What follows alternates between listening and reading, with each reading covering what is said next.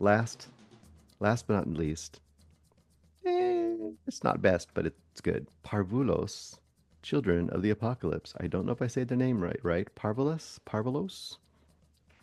Parvulos is probably the original name of it. I think it was a Mexican movie, directed by Isaac Ezban. He's directed a ton of movies. I've seen a few of them too. I've always the ones I saw of his were pretty interesting stylistically, but I remember them quite capturing me. But then he might have some other great movies that I don't know about. There's so many directors like that.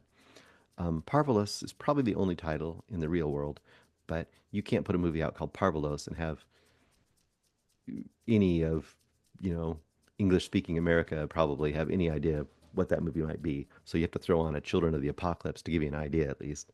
Um, and Children of the Apocalypse is a pretty good name for it, I guess. It's not kind of generic, but it kind of does describe what's going on. And it starts out, and we have these. I didn't write down all the actor names, so hopefully Eric and Greg mentioned the actor names. But your main characters are three siblings, three brothers. You have Benji or Benja, he's the youngest. Ollie is like the middle kid, and then Salvador, who is like he looks to be like 18 or you know late teens, early 20s, that kind of age. It's kind of hard to know exactly. And at the beginning of the movie, the flavor of this movie is very quickly established. This is kind of a post-apocalyptic world. By the title, you kind of get that, where there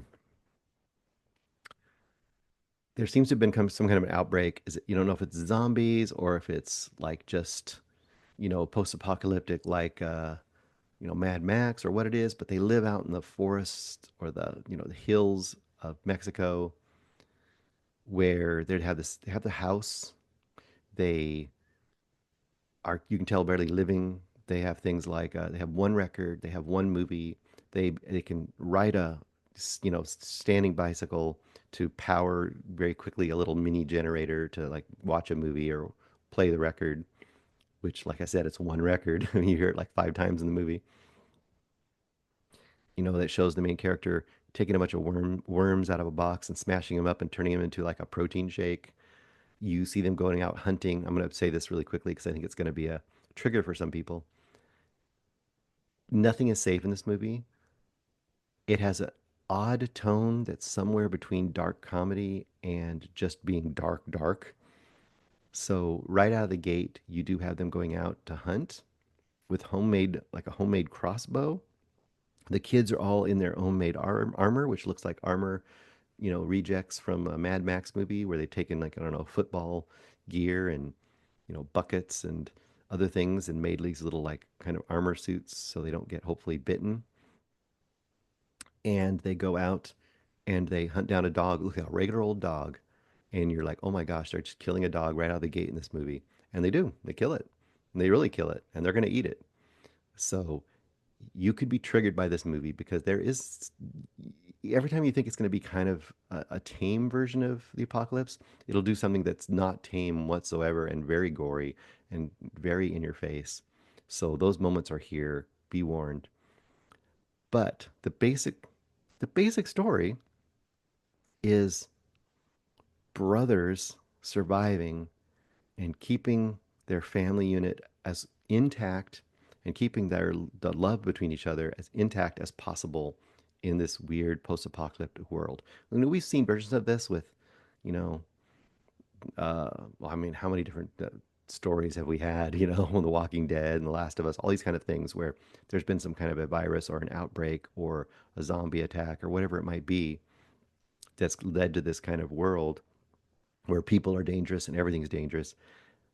This is a really good version of it, partly I think because it keeps very focused and it has some very interesting narrative turns that may not work for everybody, but I appreciated how unpredictable and how unusual this movie was. I mean, if you put it down on paper, and I'd be curious to hear if Eric might hate this movie, but if you put it down on paper, you wouldn't write a plot that proceeds the way this does because it almost has like the ingredients for three episodes of a series or something because there's several different turns. And some people might say like, well, that's just a mess. But I appreciated that every time it might get you kind of got predictably into a certain sort of kind of a story element, it would turn it on you. I will point out a few things. The movie has kind of got this almost black and white look to it, but it's like just the tiniest tinge of color. And sometimes other colors will be a little brighter, a little like reds and stuff obviously will come out a little bit brighter, but it's almost black and white. And very similar to that Will Smith movie from a few years ago. What was that? Emancipation. I don't know how I remembered that. It's very similar in look to Emancipation, but it's a much lower budget movie. But this movie looks really cool. Um, and there's another aspect is that there is something in the basement. Now, I'm not going to say this movie does not wait till the end to show you what's in the basement. And it's not like it's hard to guess what's in the basement. I would say within the first half hour, you'll kind of get what you think is in the basement. But I will just say that you will get the reveal of what's in the basement, and then it will be dealt with in a very thorough way, what's in the basement. I'm not going to say that, but is there a monster in the basement? Something's in the basement making a lot of noise, and they have it locked up. So that's a huge part of this movie. I really appreciated. There is the inevitable meeting of strangers in this as well. Anytime you have these apocalypse like movies where people are trying to keep away from the dangerous world, eventually a stranger will come into their midst. That played out in a way that I thought was satisfying and very unsuspected. It kind of went one way, and I thought, oh, I can see where this is going. Then it wasn't going to go that way, and I was like, okay, I guess it's not going to go that way. And then it went another way, and I'm like, oh, I didn't expect it to go that way. So there's some good stuff there. Overall, I was really pleasantly surprised by this movie. Is not a good recommend for most people because, like I said, it does go very hard. It does have very dark moments, and it's very uncompromising. I'm going to use the Greg word.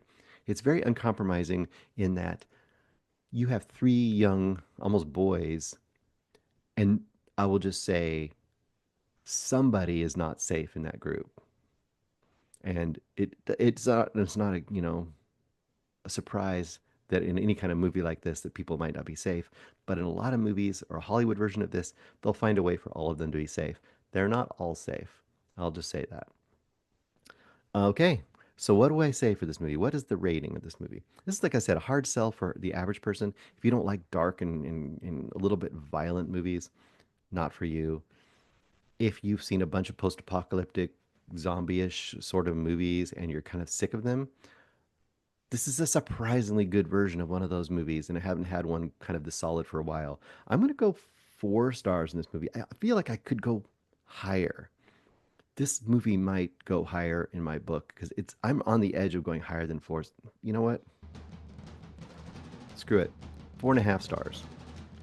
I'm really curious. I think Greg and Eric both watched this. I'm curious what they think of this movie. I think this is a kind of a hidden gem.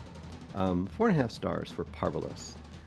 So really for me this week, the two winners, the two big movies are Freaky Tales and Párvulos. Párvulos was the biggest surprise to me. Hey guys, thanks so much for watching this video. For more movie and television reviews and interviews, please subscribe to my Deepest Dream channel. Like, comment, share, subscribe. And as always, thanks so much for your support. Take care.